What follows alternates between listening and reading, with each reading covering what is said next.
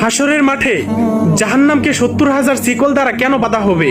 হাসরের মাঠে জাহান্নাম বলতে থাকবে, কোথায় গুনাহগার বান্দাগুলো, তাদেরকে তাড়াতাড়ি আমার পেটের ভিতর দিয়ে দাও, আমি তাদের কলিজা পর্যন্ত পোড়াতে থাকবো।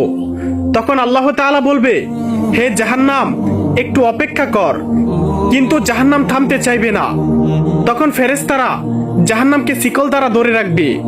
জাহান্নামের এই অবস্থা দেখে আমাদের নবীজি সাল্লাল্লাহু আলাইহি ওয়াসাল্লাম সেজদায় পড়ে যাবে এবং আল্লাহ তাআলাকে বলতে থাকবে, হে আমার মালিক, আমার কোনো উম্মত যেন জাহান্নামে না যায়।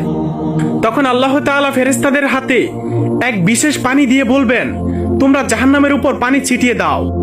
তখন ফেরেশতারা সেই পানি ছিটানোর সাথে সাথে জাহান্নাম পিছনের দিকে পালিয়ে যেতে থাকবে। তখন ফেরেশতারা বলবে, হে মালিক, এটা কিসের পানি? তখন আল্লাহ তাআলা বলবেন, এটা জমজম বা কাউসারের পানি নয়, বরং এটা আমার বান্দার চোখের পানি।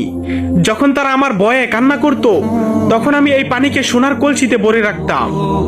কারণ জাহান্নাম সব সহ্য করতে পারলেও আমার বান্দার চোখের পানি সহ্য করতে পারে না। সুবহানাল্লাহ।